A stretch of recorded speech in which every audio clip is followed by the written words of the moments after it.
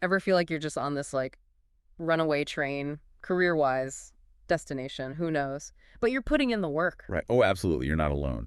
That's where this inner quest thing by James Gray comes in. Totally. Ditch the autopilot and design a career you actually want. Exactly. And you shared his course materials with us, so I'm ready to dive in. Oh, we are going deep. This deep dive, my friend, it's going to be packed. Actionable insights galore. It's amazing how Gray sets this whole inner quest thing up, like a 5-week expedition, Right? to build that intentional career strategy. Right. And he doesn't mess around. Detailed syllabus, assignments that really make you think. We even get some golden nuggets from those big names, Brené Brown, Robert Greene. Okay, so forget the whole find your passion fluff. This is about figuring out your why and then actually mapping out how to get there. Exactly. No more wandering around in the career wilderness. We'll pull out the very best strategies so you can start building that dream career even if you aren't taking the full course. Speaking of starting strong, week 1 goes all in on vision. It's foundational, right? And Gray uses a framework from Jim Collins, from Beyond Entrepreneurship, core values, purpose, mission. He shows how these apply not just to companies, but to us individually. I love how he takes that from idea to action in assignment 1.0.1, writing your vision story. So picture your perfect day 6 months from now. Vivid detail. Not just a daydream, a clearly defined goal. It reminded me of something Brené Brown talks about in Dare to Lead.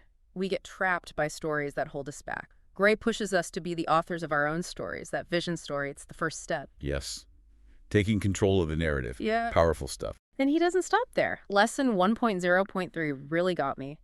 Letting go of narratives that no longer serve us. What does your ideal day look like 6 months from now? Start writing. Seriously, that's how you turn it into reality. It all starts with that first step. But vision without a strong foundation is like a house of cards, right? 100%. It'll crumble. And that's where values come in. Gray uses more great insights from Brené Brown. He talks about slippery behaviors, those little actions that show when we aren't living by our values. It's easy to say honesty is important to me. But what about when you need to give tough feedback? Do you sugarcoat it? Slippery slope. Truth. Assignment 1.1.1 was powerful. Identify 2 core values, then define the behaviors that actually prove you live by them. And even more important, what are your slippery behaviors? That's self-awareness in action. Self-awareness is key, and it needs to extend to our beliefs too. Gray digs into the difference between self-limiting and self-affirming beliefs. These things can either hold us back or launch us forward. And he quotes James Clear, Atomic Habits, right? Clear says, becoming the best version of yourself requires you to continuously edit your beliefs and to upgrade and expand your identity. It's like our SLBs. Yeah. Our self-limiting beliefs. They're running outdated software, limiting our potential. Totally. And in lesson 1.2.4, Gray gives us a process for reframing those. He even uses his own examples. So relatable. Identify the belief's root, recognize the warning signs, then make rituals to reinforce a new, empowering belief. It's like rewiring your brain one belief at a time. I love that he doesn't just tell you to think differently. He gives you the tools to actually do it, like having a personal belief debugger. Okay, so we've got values as our foundation, beliefs are the framework, then purpose is like. The North Star, guiding us forward. In Inner Quest, this is where things get really interesting. Gray brings in Robert Greene's concept of life's task from mastery, remember? Oh, yeah. Green says true purpose isn't something you just find written down somewhere. It comes from within, your internal compass, giving you direction. And he says it beautifully in Laws of Human Nature. The real purpose comes from within. It is our own. We may have been inspired by others, but nobody imposed it upon us, and nobody can take it away. It's powerful stuff. And then he brings in the Ikigai framework. It's not just about finding work you love, but the spot where you love it, you're good at it, the world needs it, and you can get paid for it. Finding that sweet spot where passion, talent, and impact all come together. It's incredible. And you know what I found fascinating? Thinking back to childhood passions can actually provide clues to your purpose now. It's true. What excited you as a kid, those early interests? They can hold the key. So powerful. But how do we translate all of this into action? Well, Gray brings in goal setting. He starts with SMART goals, specific, measurable, achievable, relevant, time-bound. But he doesn't stop there, obviously. Of course not. He introduces the OKR framework, objectives and key results. It's huge in the tech world, helps you stay aligned, focused, and track your progress. Gray gives a clear example of an objective, like landing your dream job, then breaks it down into measurable key results. It's reverse engineering that big, scary goal. Suddenly it feels doable because you've got a roadmap. Exactly. What 3 concrete things can you do this week to get closer? That's what you need to figure out. Okay, so week 2 of InnerQuest, it's all about identity design. But hold on, it's not just updating your LinkedIn profile. Right. We're talking deeper here. Much deeper. Gray says our identities, even the ones we think are, like, set in stone, they can change. Okay, so we're all walking around with these blueprints inside us. They're running the show. Our actions, our outcomes. Exactly. And he's like, what if you could actually redraw those blueprints? Become the architect of your own identity. I love it. Right. In assignment 2.0.1, build a new identity. He wants you to actually create something visual or make a list. What does your ideal self look like? And not just the job title you want. No. The behaviors. Yeah. The habits. Even the emotions that go with that new identity. It's bridging the gap Yeah. between who you are now and who you want to be. I like to think of it like trying on clothes. Step into that fitting room. Try on different versions of yourself. See what fits. Find the one that feels right. Totally. And Gray gets it. This stuff can be emotional. He doesn't shy away from that. In Lesson 2.3, he talks about emotional literacy. He brings in Brené Brown's work, Atlas of the Heart. Of course. And he argues that understanding your emotions, it's not just a soft skill, it's strategic in your career. Because emotions can make us or break us, right? We've all been there, hijacked by our feelings, second-guessing everything. Been there. Gray gives you actual tools. The emotion scorecard is interesting. Track how different emotions impact your work. Move from reactive to responsive. Love that. And once we understand our own emotions, then we can set healthy boundaries. Which is huge. And that's week 3. Freedom. Gray's big on boundaries. Yeah. But not in a selfish way. He sees it as creating space to actually thrive. Yes.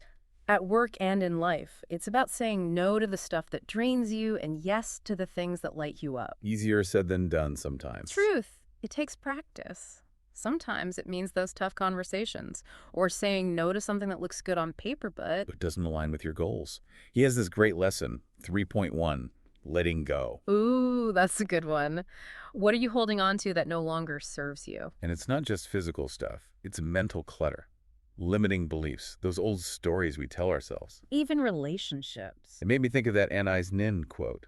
And the day came when the risk to remain tight in a bud was more painful than the risk it took to blossom. Wow, that's perfect. It's like Gray's giving us permission to shed those old layers. Step into your power, even if it's scary.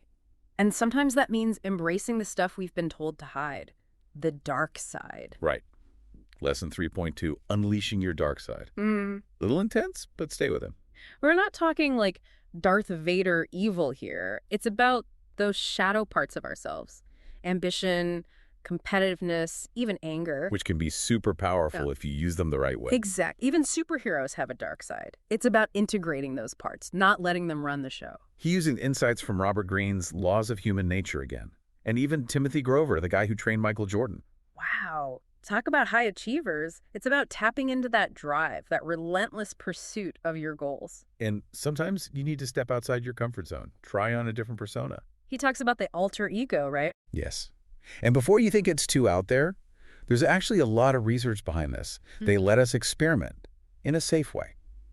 Push past those limitations. It's like giving yourself permission to be bolder, more assertive, without the fear holding you back. And when you combine that with real skills, unstoppable. Absolutely. And that's lesson 3.4, unique skills. This isn't just any skills. These are the ones that make you stand out, that people will pay for. He wants you to see yourself as a product, a brand, which might sound strange. It is about understanding your value.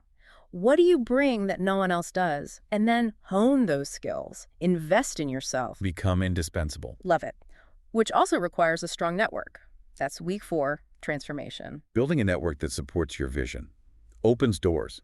It's not just about collecting business cards at some event. No way. It's about those meaningful connections.